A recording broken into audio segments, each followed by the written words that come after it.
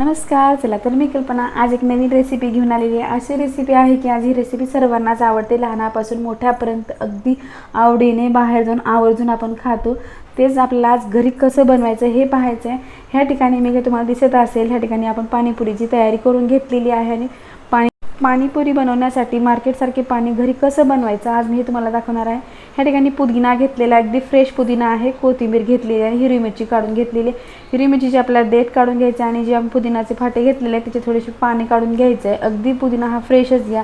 जर तुम्ही हे पाणी बनवलात तर साधारणतः 4 ते 5 दिवसाकरता सुद्धा फ्रीजमध्ये हे पाणी असंच राहते, रंग बदलत नाही आणि टेस्ट पण बदलत नाही. जर तुम्ही पाणी जर सुकलेले घेतलं तर पाणी हे जास्त वेळ टिकत नाही आणि काळं पडतो पाणी. त्यामुळे साधं फ्रेशच आपल्या कोथिंबीर आणि मिरची आणि पुदिना हा फ्रेशच घ्यायचा आहे. अगदी छान आपण स्वच्छ करून घेतलेला आहे, पाणी काढून घेतलेले, मिक्सरच्या छोट्या भांड्यात टाकून दिलं आणि त्यामध्ये 1 चमचा मीठ टाकून घ्यायचं आहे. तिखट हे आपल्या आवडीनुसार आपण जास्त ह्या ठिकाणी मिरच्या वापरू शकतो. अगदी मिक्सरला पेस्ट करून घेतलेलं आहे. थोडंसं पाणी टाकून आता हे बाउलमध्ये आपण टाकून दिलेलं आहे. पाणी टाकलेला व्हिडिओ थोडा स्किप झालेला आहे, जास्तीचं पाणी टाकून आपण मिक्स करून घ्यायचं आहे. हवं तितकं आपण ह्या ठिकाणी पाणी वापरून आपल्याला जितकं पाणी बनवायचं आहे तितकं पाणी टाकून आपण हे ॲडजस्ट केलेलं आहे. अगदी छान रंग आलेला आहे, पाहू शकता. अगदी स्टीटवर जेव्हा असं पाणी बनवतात त्याच पद्धतीचं पाणी आहे. अगदी घरी आपण कमी साहित्यामध्ये भरपूर असं आपण पाणी बनवून 1 चमचा आपण ह्या ठिकाणी काळं मीठ वापरलेलं आहे. काळं मिठाशिवाय तर टेस्ट येतच नाही. 1 चमचा धने जिरे पावडर टाकून घेतलेली आहे. मिक्स करून घ्यायचं आहे.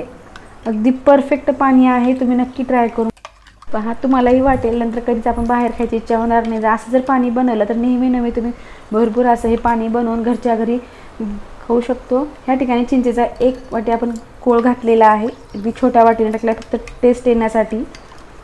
अगदी मस्त परफेक्ट हे पाणी आपलं बनवून तयार झालेलं आहे. पाण्यामध्ये टाकण्यासाठी आपण बुंदी बनवतो. अगदी घरच्या घरी आपण बुंदी 5 मिनिटामध्ये बनवू शकतो. जास्तीची बुंदी लागत नाही. त्यामुळे फक्त 1 वाटी इतकं बेसन घेतलेलं आहे आणि ते मस्त कालवून घ्यायचं पाण्यामध्ये आणि मीठ टाकून आपण झाऱ्यानं असं गाळून घेतलेलं आहे आणि ते आपल्याला तळून घ्यायचं. अगदी कुरकुरीत तळून घेतलेलं आहे आणि मस्त ह्या पाण्यामध्ये टाकायचं. दिसताच पण खूप छान दिसते आणि टेस्ट पण खूप छान ते असं वाटेल की आपण हे बाहेरच खात आहोत असे आपण स्ट्रक्चर आणलेलं आहे. ह्या ठिकाणी आपण ती बुंदी आता पाण्यात टाकून देणार आहोत. परफेक्ट पाणी आपलं आता ह्या ठिकाणी पाणीपुरीचं बनवून तयार झालेलं आहे.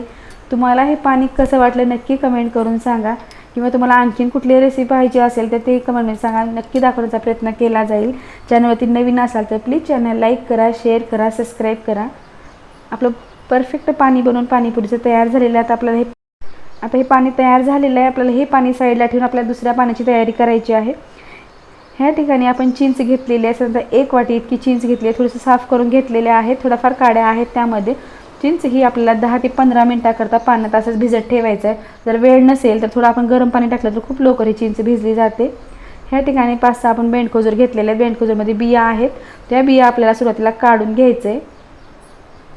यामध्ये सुद्धा पाणी टाकून साधारणतः 15 ते 20 मिनिटाकरता आपण असंच भिजत ठेवणार आहोत. गूळ घेतलेला, गुळामध्ये पाणी टाकून आपल्याला वितळून घ्यायचं आहे गूळ.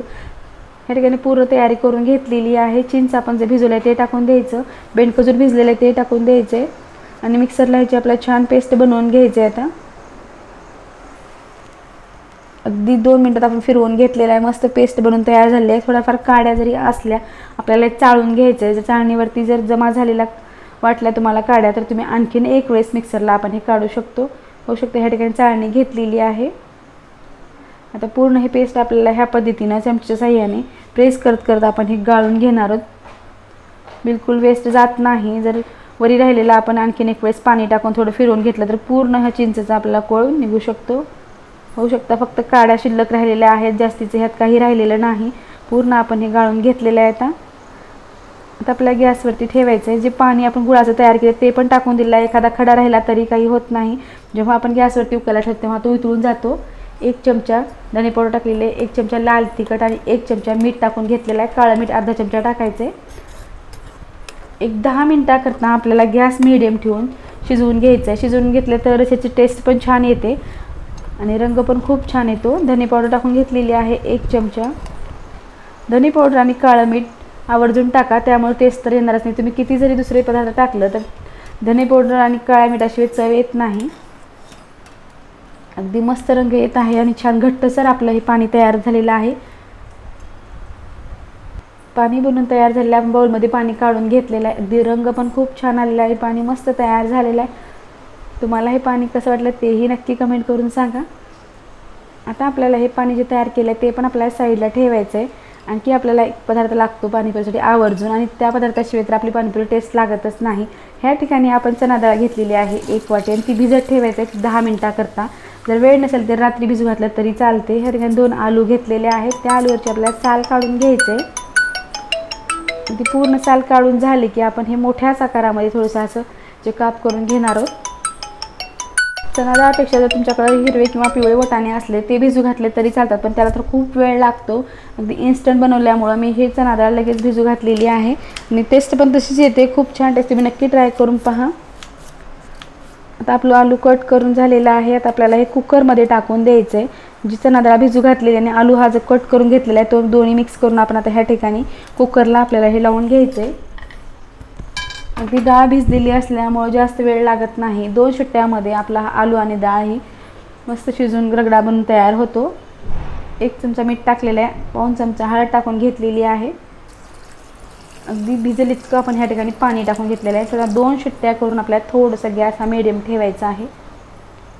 अगदी 2 शिट्ट्यामध्ये मस्त डाळ आणि आलू शिजून तयार झालेला आहे. आता आपल्याला मॅशरने हे मॅश करून रगडा तयार करून घ्यायचं आहे. अगदी खूप छान शिजल्यामुळे लवकर मॅश होतो, बिलकुल वेळ लागत नाही. पाहताच पाहू शकता अगदी गाड्यावर जसा रगडा भेटतो त्याच तिचा रगडा हा बनून तयार झालेला आहे. तुम्हाला हा रगडा कसा वाटला नक्की कमेंट करून सांगा.